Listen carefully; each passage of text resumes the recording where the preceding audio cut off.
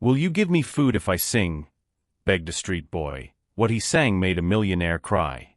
The boy's voice trembled, almost a whisper. "Sir, will you give me a plate of food if I sing for you?" The man sitting at the outdoor restaurant table didn't even look up. He was dressed in immaculate white clothes, a traditional headscarf, and exuded the kind of wealth that needs no announcement. In front of him, expensive dishes steamed under the golden lights of the Miami sunset. "Get out of here, kid," he replied dismissively, without looking up. "You're disturbing my meal." The boy was no more than 10 years old. He had short, curly hair, skin marked by the harsh sun of the streets, pants torn at the knees, and a faded t-shirt that had once been gray. In his thin arms, he held a guitar almost as big as he was, with deep scratches in the wood and rusty strings that looked ready to snap at any moment. His name was Daniel. And at that moment, as his stomach churned with hunger, he knew he was about to do something that would change his life forever, though he didn't yet know how. "Please, sir," he insisted, taking a timid step forward. "I sing really well. Everyone says I have a gift. I just want a plate of food. Anything will do." The man finally looked up. His dark eyes fixed on the boy with a mixture of irritation and morbid curiosity.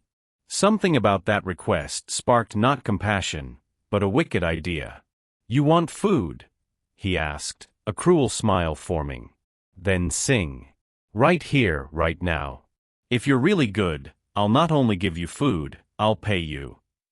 He paused, savoring his next words. "But if you're bad, you'll leave here with nothing and never come back." Daniel swallowed hard. His heart was beating so hard it felt like it was going to jump out of his chest.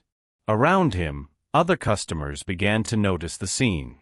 Some turned their faces away in disgust, others grabbed their cell phones, anticipating something worth filming. What no one there knew was that this man, Faisal al-Hashim, was not just any millionaire. He was an entertainment mogul who had built his empire by exploiting vulnerable talent, turning dreams into abusive contracts and tears into ratings. And at that moment, he didn't see a hungry boy. He saw an entertainment opportunity. Daniel took a deep breath and held the guitar to his chest. His hands were shaking, but there was something in his eyes, a quiet determination that contrasted with the fragility of his thin body. "I'll sing," he replied with a firmness that surprised even himself. What Faisal couldn't imagine was that 3 years earlier, that street kid hadn't been living on the sidewalks. He had a home, a family, and a future. But tragedy had taken everything from him in a single night, and music was the only piece of that past he still carried with him. And what even Daniel didn't know was that his vocal cords held a secret so powerful that it would make a heartless man finally feel something he had buried decades ago under piles of money: remorse. "Then sing, kid," ordered Faisal, leaning back in his chair with a smile of someone who had already decided that all this was nothing more than another cruel joke. "Show us your great talent." Daniel adjusted his guitar, positioned his fingers on the worn strings, and closed his eyes.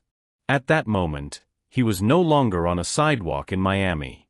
He was back in the small apartment where his mother sang while she cooked, where his father taught him his first chords, where music was not a request for alms, but the language of love. And when the first note came out of his throat, something in the universe seemed to change.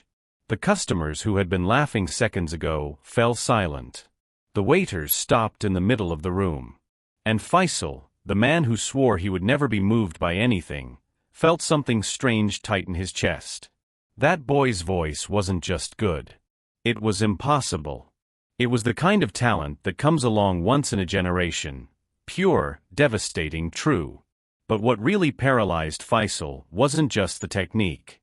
It was the lyrics Daniel was singing, a song in Arabic that the millionaire hadn't heard since childhood, when he was just a poor boy on the streets of Dubai, before the money, before the cruelty, before he became the soulless man he was today. And in that instant, as tears that shouldn't exist began to burn his eyes, Faisal understood that this encounter was no coincidence. It was a reckoning with his own past. If you are enjoying this story of overcoming adversity and justice, Don't forget to subscribe to the channel to find out how a simple request for food turned into the most powerful revenge a street boy could have against those who humiliated him. The last note echoed through the air, and for a few seconds no one moved. Then the small crowd around them burst into applause. Faisal remained motionless, his eyes fixed on the boy. A single tear ran down his face. He quickly wiped it away, angry with himself. "Where did you get that song?" he asked in a hoarse, almost aggressive voice. Daniel lowered his gaze. "My father taught it to me. He said it came from the other side of the world." The boy hesitated. "He died 3 years ago. In a fire. My mother too." Faisal nodded, processing the information coldly, calculatingly. "Sit down," he ordered. The waiter brought a steaming plate. The aroma made the boy's stomach growl. While Daniel devoured the food, Faisal watched with the expression of a businessman evaluating a valuable product. "How old are you?" 10. "Where do you live?" "On the street, sir. Under the bridge on 5th Avenue. Faisal took a business card out of his pocket. "Tomorrow, 9 o'clock, at this address. I'm going to make you a star." Daniel took the card with his dirty hands. "Star? What do you mean?" "I have a record label, I produce shows, I manage artists' careers. You have a rare talent. I can get you off the street, give you clothes, food, a bed. All you have to do is sing for me." It sounded like a dream. But there was something in Faisal's voice that made Daniel's stomach clench. That night, under the bridge, Daniel told them everything. Tommy, a 12-year-old redhead who had run away from an abusive home, was the first to react. "Dude, are you crazy? That guy is Faisal al-Hashim. I've seen him on TV. He's like super rich and super asshole."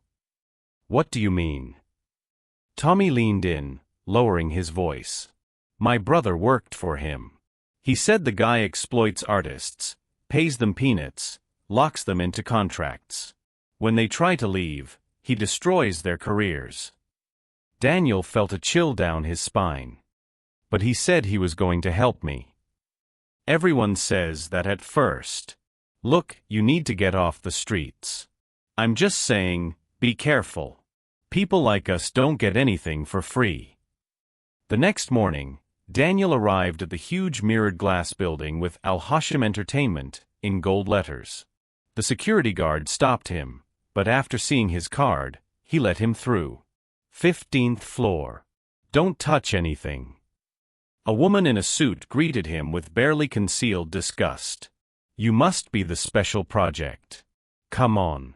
Try not to get anything dirty." Faisal was on the phone. When he hung up, he smiled calculatedly. "You came. Great." He walked to the window. "See this, Daniel? One day it could be yours. Fame, money, respect. You just need to trust me."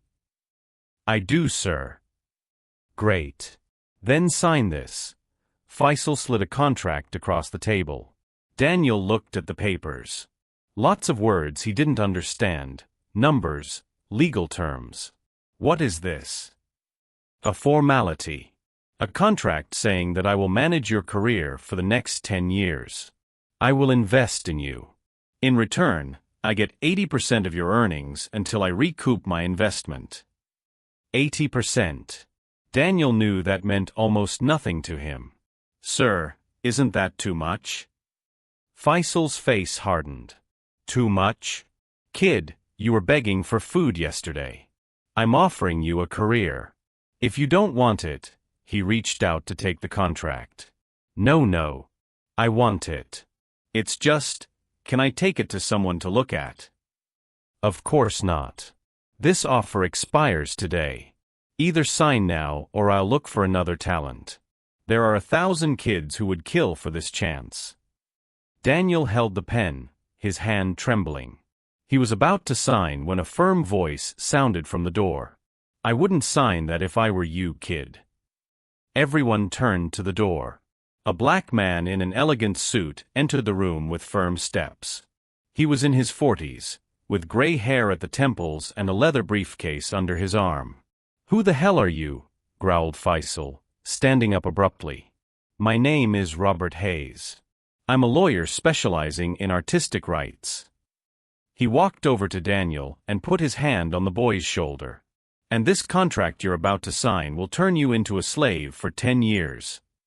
Faisal slammed his hand on the table. "Get out of my company now, or I'll call security." "Go ahead," Robert replied calmly. "But before you do, let me explain to the boy what you're doing to him." He opened the briefcase and took out some documents.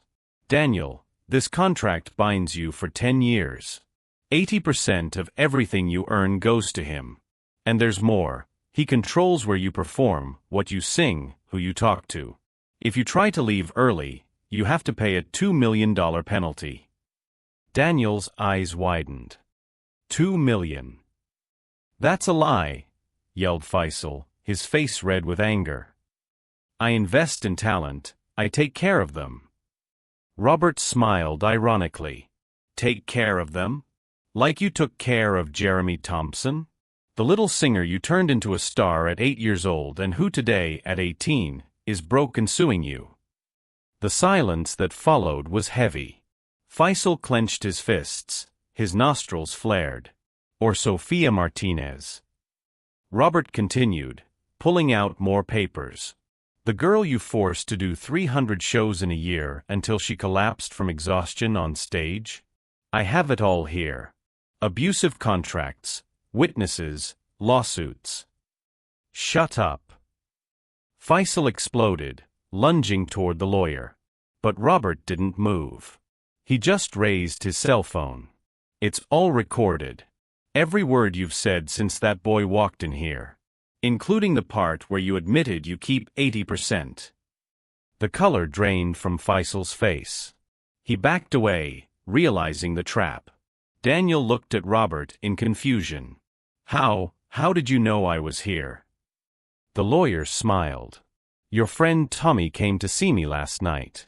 He saw a poster of mine at the shelter where I sometimes get food. I work pro bono defending exploited artists." He turned to Faisal. "And just last night, 5 of your clients called me saying they had filmed you humiliating a street kid. The videos are everywhere. Social media, news reports." Faisal picked up his cell phone with trembling hands. The screen showed dozens of notifications. The videos had millions of views. The comments were devastating. "This man is a monster. He made the boy beg for food just for fun. Boycott everything from Al Hashim Entertainment." Faisal's hands were shaking. This will ruin everything." "You should have thought about that before," Robert said. "Your sponsors are already canceling contracts. Your artists are already coming to me to leave. And the Music Industry Ethics Council has opened a formal investigation against you." Faisal slumped into his chair, his arrogance replaced by pure despair. He looked at Daniel with hatred. "This is your fault, you little bastard." Daniel took a step back, frightened. But Robert stepped between them. "No. It's your fault. For decades you exploited vulnerable children. You turned dreams into slave contracts. And you know what's most ironic?" Robert smiled. "That song the boy sang yesterday? I looked it up. It's called Redemption of the Lost. It's about a rich man who forgot where he came from and only remembers when he meets a child who makes him see who he has really become." Faisal turned pale. "How do you know that?" "Because that song was composed by your own father. He sang it on the streets of Dubai before he died in poverty, while you made your fortune exploiting people. Daniel didn't know that. But the universe has a cruel sense of humor, doesn't it?" The words hit Faisal like punches. He covered his face with his hands, his body shaking. Daniel watched everything in shock. Tommy was right. That man never wanted to help him. He just wanted to use him. Robert put his hand on the boy's shoulder. "Come on, Daniel. I have people who really want to help you. No abusive contracts, no exploitation. As they left, Faisal remained seated, devastated. His empire was crumbling. And all because of a boy he had tried to humiliate. 3 months later, Daniel was on a real stage for the first time in his life. Not an outdoor restaurant, not a dirty sidewalk. A real stage, with professional lights, a packed audience, and television cameras. But this time, everything was different. Robert not only became his lawyer, he became his legal guardian. He discovered that Daniel had a distant aunt who had never known of her nephew's existence after his parents' death. She cried when she met him and immediately took him in. For the first time in 3 years, Daniel had a home. The lawyer also set up a trust fund that protected all the money Daniel earned until he turned 18. "No one will ever exploit you again," he said firmly. And Tommy? Robert officially adopted him. The red-haired boy who saved his friend now had a father and attended a private school, fulfilling his dream of becoming a lawyer too. That night, on stage at the prestigious Apollo Theater in New York, Daniel held a new guitar, but he brought with him the old scratched instrument that had accompanied him on the streets. "It's to remind me where I came from," he explained to reporters. The audience applauded when he began to play. But this time, he didn't sing alone. At his side, 5 children who still lived on the streets sang in chorus. Daniel insisted that they participate in the show and receive part of the fee. "I don't forget who I was," he told the emotional audience. "And I won't leave anyone behind." Backstage, Robert watched with tears in his eyes. At his side, Tommy smiled proudly. "I told you he had talent, Dad. He just needed someone who really believed in him." Meanwhile, across town, Faisal al-Hashim watched the show on television from a tiny apartment. His company had gone completely bankrupt. His sponsors had abandoned him. The artists sued and won millions in damages. He lost everything: mansions, cars, reputation. He was alone, bankrupt, and forgotten. Just as his father had died decades ago, while he built an empire on the backs of vulnerable talents. The song Daniel sang was the same one from that night at the restaurant. Redemption of the Lost. And for the first time in decades, Faisal really listened to the lyrics his father had written. "When you forget where you came from, the universe reminds you. When you exploit the weak, you become the weakest of all." A tear rolled down his cheek. But this time, it wasn't out of nostalgia. It was out of true remorse.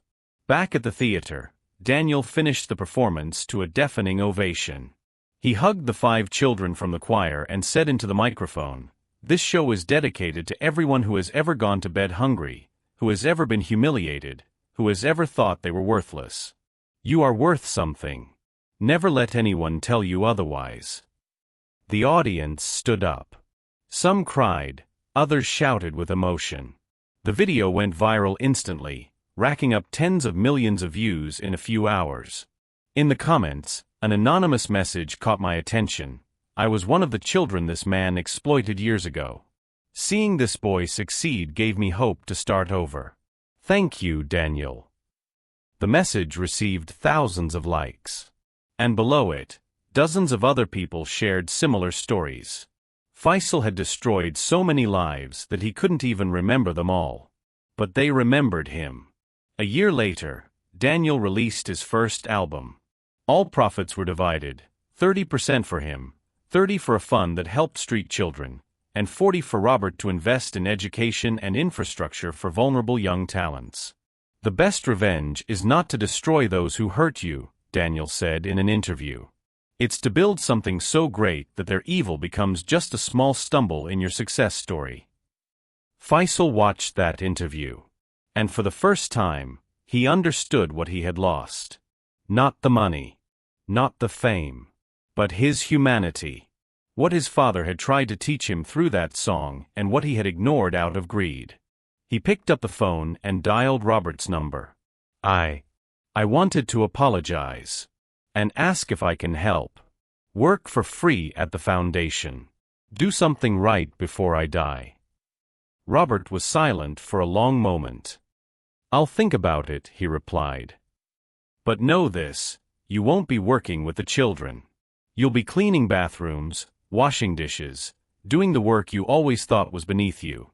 If you accept that, maybe you'll begin to understand what it really means to be human." Faisal accepted. And as he scrubbed dirty floors at the foundation months later, he watched Daniel teach music to street children. The boy he had tried to exploit was now the reason dozens of other children had hope. Daniel's story proved that no matter how powerful your enemy is, when you have talent, truth, and the right people by your side, justice always finds a way to prevail. And if this story touched your heart, subscribe to the channel for more real stories of overcoming adversity that prove that kindness and talent always win out over cruelty. A big hug and see you next time with another inspiring story.